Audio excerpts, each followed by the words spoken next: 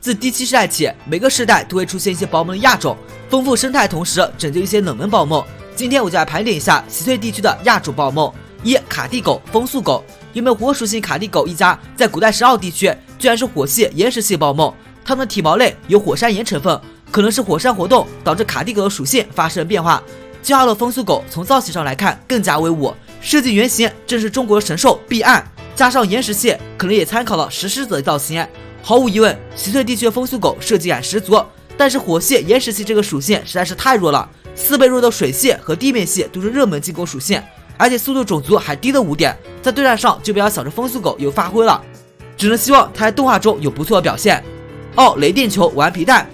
西翠地区的雷电球是草系电系的一家，体表看上去相当粗糙，比起暴躁的普通雷电球，西翠雷电球性格十分友善，开朗乐观，他们十分喜欢和人类接触，但是情绪高昂的时候会发生大爆炸，导致古代人有些讨厌他们。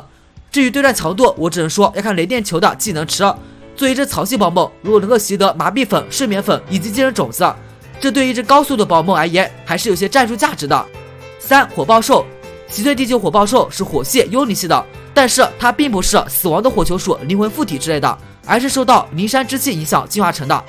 在西翠地区，火爆兽建模刚被放出来的时候，有一些别有用心的人把这个建模去和普通火爆兽的奥迪图片做对比，然后开始抹黑阿尔宙斯制作游戏。实际上，游戏中火爆兽发出火焰样子同样很酷。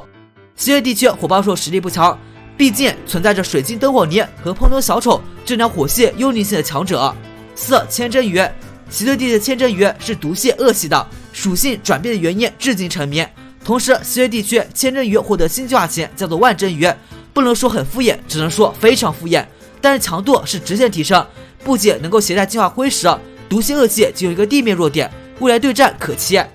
5、柳拉。西翠地区的柳拉是毒系格斗系的，就柳拉造型而言，我更喜欢西翠地区这只。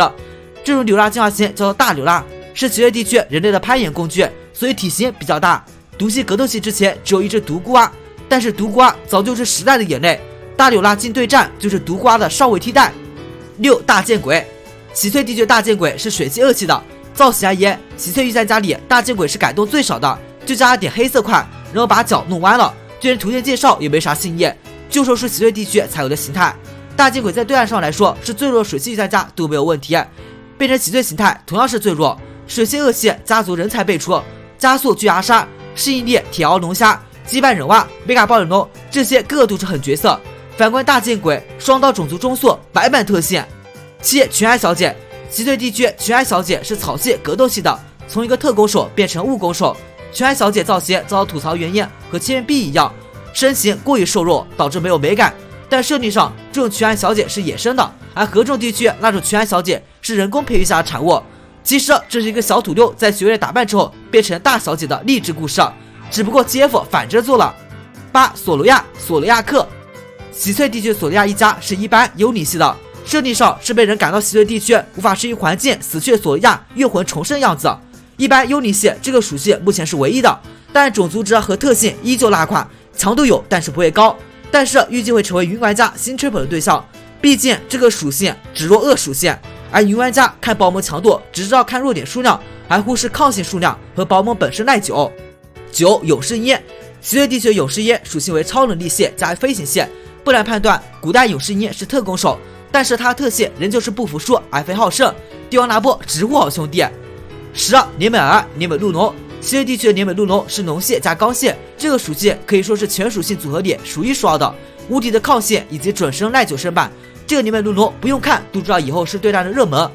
西翠地区的年美鹿龙和普通种最大不同是多了一个蜗牛壳，并且眼神变得十分忧郁，这也不难理解，被防弹束缚了谁能笑得出来。年美鹿龙是极少数古代种比现代种强的宝梦，但是为什么西翠形态灭绝了，而弱小普通种活到现在，这是个未解之谜。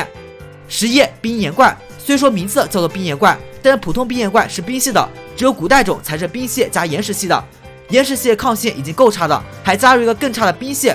这两属性组合起来进攻性很不错，但是抗性几乎为零，所以这个属性如果不是速攻手就没有任何强度，很遗憾冰岩怪这种庞然大物速度不可能快的。